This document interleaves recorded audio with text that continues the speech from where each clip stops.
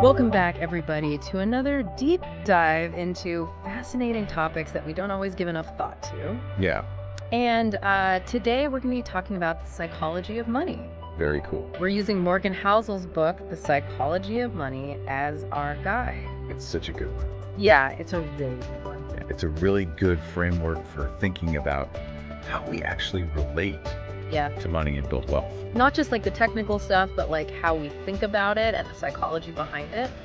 So, right off the bat, Housel kind of disabuses us of this notion that like we're all rational actors when it comes to money. Absolutely. Right. He's like, no, that's not how it works at all. Our relationship with money is so personal. Yeah. It's shaped by our upbringing, Totally. by random events that have happened throughout our lives. It's different for everyone. This idea of everybody having these unique experiences really ties into another key concept that Housel explores, which is the interplay between luck and risk. Oh, that's a good one. So we tend to focus on the outcomes, like who made millions, who went Or bankrupt, the end result. but we don't always acknowledge how much of a role chance played in those outcomes. And often impossible to separate those two. Yeah, Luck and risk. yeah, and he uses this great example of Bill Gates. Oh, yeah, I remember this. Like, obviously Bill Gates is brilliant, driven, all that stuff, Right. But he was also incredibly lucky. to be in the right place at the right time. Right. To be in the right place at the right time. Yes, and to have certain opportunities presented to him. Yeah, he had this friend, Ken Evans. Right. They both went to this like super fancy prep school. Yeah. Both brilliant, both like computer nerds, like Yeah. loved computers. Yeah. But Bill Gates goes on to found Microsoft and become, one of the richest men in the world. Yeah. Ken Evans died in a mountain climbing accident when he was like 19. Oh wow. And so it's just this really stark reminder that like Yeah. sometimes it's just luck. You can't always plan for these. You can't plan for it. Oh yeah, I remember that. And he uses the example of Rajat Gupta. Hmm. This guy was the head of McKinsey & Company. Yeah, like super prestigious. Respected, influential, wealthy. Seemingly had it all. Yeah, had it all. Yeah. But he got caught up in an insider trading scandal. Oh wow. Ended up going to prison. So it makes you think, like, what drives that? Right. Why risk everything when you seemingly have everything? Yeah. And Housel points to another example. What? Bernie Madoff. Oh wow. Yeah. Who orchestrated one of the biggest Ponzi schemes in history. It's crazy. It's crazy. To think that even people at that level of wealth Right. are still seeking more. Seeking more, it makes you really think about how we define success. Totally. Like, what is enough? Yeah. And so Housel talks about Warren Buffett. Okay. And, we always hear about Warren Buffett's, like, incredible investment strategy and his skills. With stock picking ability. Right.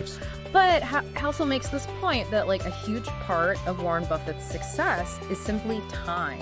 Right. He's been investing for, like, 70 years. That's a long time. It's a really long time. To let those returns compound. Right. He started young, stayed disciplined, and just let it ride. Yeah, and it's crazy to think that, like, the majority of his wealth was actually accumulated after he turned 50. It's wild. Yeah, it's really a testament to the power of long-term thinking Long-term thinking. and consistency. And speaking of things that can influence our decisions, Right? let's talk about narratives. Ooh. Fascinating. Yeah, I love this part of the book Yeah. because it's about how these stories and beliefs Yeah, can really shape our behavior, especially when it comes to especially when it comes to money. Yeah. yeah. So Housel uses this great thought experiment where he imagines this alien economist visiting Earth Okay. in 2007 and then again in 2009. And the alien observes that, like, the infrastructure is the same.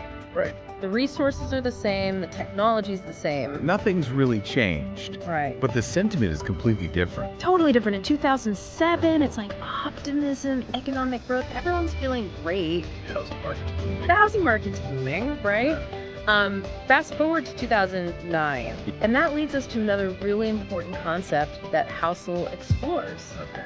The true value proposition of wealth. What is money really good for? Yeah, like, what's the point of it all? Housel challenges this traditional notion that wealth is about accumulating stuff, The fancy car, the big house. all the material possessions. Right. He says true wealth lies in the freedom and options that it provides. I love that.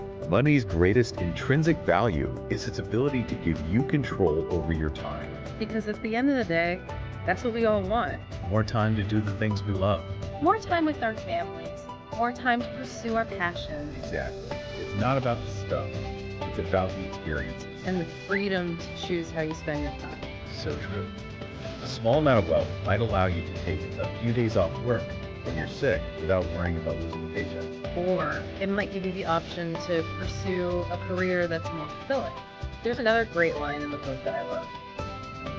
Housel says, define the game you're playing. Okay. And make sure your actions are not being influenced by people playing a different game. So good. It's easy to get caught up in comparing ourselves to others. Trying to keep up with their lifestyle, their investments. But we're all playing different games. With different goals, different risk tolerances, different time horizons. It's like trying to play basketball with the rules of football. It's not going to work. You're going to get penalized. You're going to lose. You'll lose.